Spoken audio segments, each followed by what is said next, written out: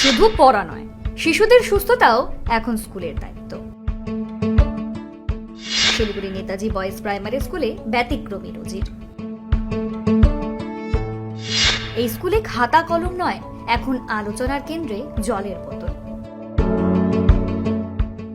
সিলেবাসের বাইরে এখন ওয়াটার পিরিয়ড। শিলিগুড়ির নেতাজি বয়েজ প্রাইমারি স্কুল দুপুর গড়িয়ে যাচ্ছে, ক্লাস চলছে পুরো দমে। কিন্তু হঠাৎ স্কুলের করিডোরে বেজে উঠল এক বিশেষ ঘন্টা।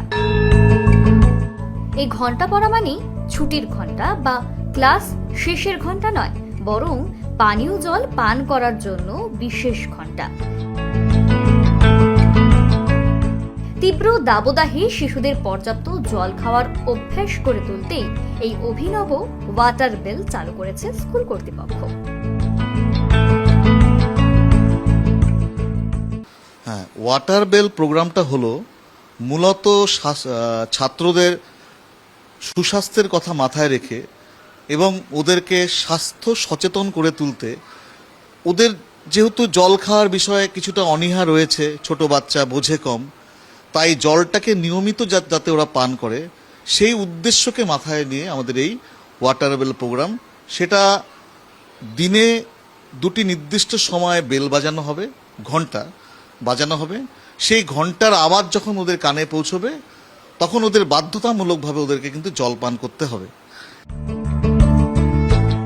দিনে দুবার বাজবে এই বেল, প্রথম সকাল 10:30 নাগাদ এবং দ্বিতীয় দুপুর 1:30টায়। প্রতি ঘন্টার সঙ্গে জড়িয়ে থাকবে জল খাওয়ার বাধ্যতামূলক অভ্যাস। এটা খুব ভালো হয়েছে। আমাদের খুবই গর্ব স্যাররা এই ব্যবস্থা করছে। স্যাররা ঠিকই করেছে, এই গরমে সবসময় জল খাওয়া উচিত। ঘন্টা বলে প্রতিদিন জল খাবো।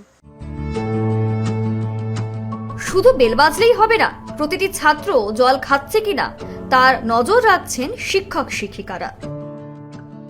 স্বাস্থ্যবিধি মেনে রাখা হয়েছে বিশুদ্ধ পানীয় জলের ব্যবস্থা। জল আনার জন্য ব্যবহার করা হচ্ছে পরিচ্ছন্ন বোতল।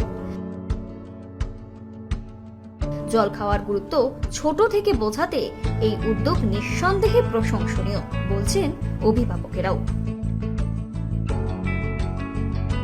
বাচ্চাদের পক্ষে এটা খুবই ভালো হয়েছে, নতুন নিয়ম শুরু হয়েছে, আমরা খুব খুশি হয়েছি। এখন গরম পড়েছে, বাচ্চাদের জল খাওয়া প্রয়োজন আছে, স্বাস্থ্যও ভালো থাকবে জল খেলে গরমের মধ্যে।